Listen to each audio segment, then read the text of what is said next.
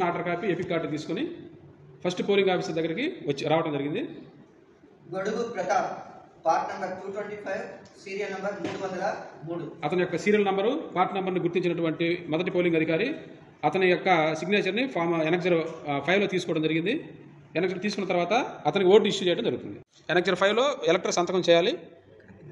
ఎడమ చేయి చూపుడు వేలు మీద ఇండిలిబుల్ ఇంక్ వేయడం జరుగుతుంది. అక్కడ తర్వాత మూడవ అధికారి దగ్గరకు వచ్చిన తర్వాత పార్లమెంటుకు సంబంధించినటువంటి 3 ఫామ్స్ ఇవ్వడం జరుగుతుంది. 3 ఫామ్స్లో 13A, 13B, 13C మూడు ఉంటాయి ప్రధానంగా.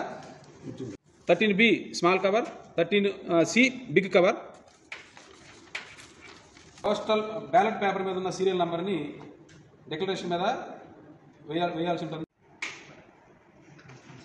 బ్యాలెట్లో క్యాండిడేట్ ఉన్నటువంటి మనకి ఇష్టమైన క్యాండిడేట్ ఎదురుగా టిక్ కానీ క్రాస్ కానీ మార్క్ చేయాల్సి ఉంటుంది. టిక్ కానీ క్రాస్ కానీ ఏదైతే క్యాండిడేట్ ఉన్నాడో ఆ క్యాండిడేట్ ఆ గడిలో మాత్రమే, పక్క గడిలోకి పోకుండా ఆ గడిలోనే మాత్రమే టిక్ కానీ క్రాస్ కానీ చేయాలి. వేరే బి స్మాల్ కవర్లో ఉంచాలి.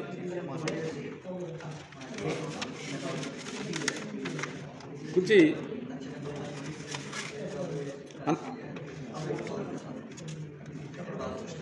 సిగ్నేచర్ ఉందో లేదో కంప్లీట్గా చూసుకున్న తర్వాత ఆర్ఓ గారి అడ్రస్ చూసుకున్న తర్వాత ఓకే అనుకున్న తర్వాత ఈ బ్యాలెట్ బాక్స్లో కంప్లీట్గా ప్లేస్ చేసేయాలి. 4వ అధికారి మళ్ళీ మనకి అసెంబ్లీకి సంబంధించినటువంటి పత్రాలు ఇస్తారు. ఈ పత్రాల్లో ప్రధానంగా మనకి డిక్లరేషన్ ఒకటి, బ్యాలెట్ ఒకటి, cover small cover, big cover మళ్ళీ ఇందాక ఎలా ఉన్నాయో అలానే ఉంటాయి. ఈ కవర్లలో మళ్ళీ నెక్స్ట్ మనకి గెజెట్ ఆఫీసర్ దగ్గరికి వెళ్తే గెజెట్ ఆఫీసర్ మన సిగ్నేచర్ తీసుకుంటాం. గెజెటెడ్ సిగ్నేచర్ స్టాంపు 2 కంప్లీట్ అయిపోయిన తర్వాత ఈ డిక్లరేషన్ ఒకసారి మనం చూసుకొని దీని ఇట్లానే నచ్చిన అభ్యర్థికి ఎదురుగా టిక్ పెట్టడం లేదా క్రాస్ పెట్టడం, అంతేగాని మిగతా సింబల్స్ తోటి ఏం జోలికి వెళ్ళొద్దండి. ఓన్లీ టిక్ కానీ క్రాస్ కానీ పెట్టాలి. పెట్టిన తర్వాత ఈ బ్యాలెట్ని ఇదే విధంగా మళ్ళీ మడత పెట్టి ఈ బ్యాలెట్ని తీసుకెళ్ళి మనకి 2 కవర్లు ఉంటాయి. స్మాల్ కవర్లో ఈ బ్యాలెట్ ఉంచాలి.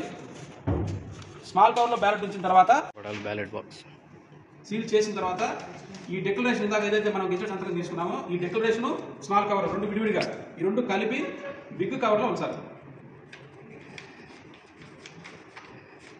బిగ్ కవర్లో వచ్చిన తర్వాత ఈ బిగ్ కవర్ను కూడా మళ్ళీ సీల్ చేసేసేయాలి.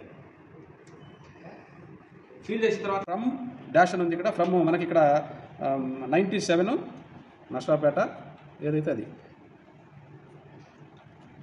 నర్సాపేట రాసి ఇక్కడ క్యాండిడేట్ యొక్క ఫుల్ సిగ్నేచర్ చేయాలి.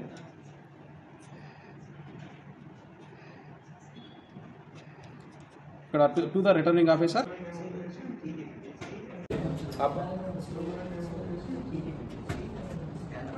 సో ఎనెక్సర్ 4 ఎవరు మెయింటైన్ చేస్తారు? సో మీ దగ్గర కూడా మీరు చూస్తారు. ఓకే, తర్వాత మీరేమో ఇండెలిబుల్ లింక్ వేస్తారు. సెకండ్ ఓకే, మీరేమో in-charge of ballot paper. So ballot పేపర్లో సీరియల్ నెంబరు, ఇక్కడ డిక్లరేషన్. సో ఇక్కడ డిక్లరేషన్ దగ్గర ఖచ్చితంగా ఈ సీరియల్ నెంబర్లు ఈ పోస్ట్ బ్యాలెట్ నెంబర్ మీరే వేయాలి. డేట్ ఎవరు వేస్తారు? మీరే డేట్ వేస్తారు. సిగ్నేచర్ ఆఫ్ ఎలక్టర్ ఇక్కడ ఎలక్టర్ ఎవరైతే వచ్చారో వాళ్ళు వేస్తారు. మీ సిగ్నేచర్ ఇక్కడ ఉండాలి. ఇక్కడ అటెస్టేషన్ ఎవరు?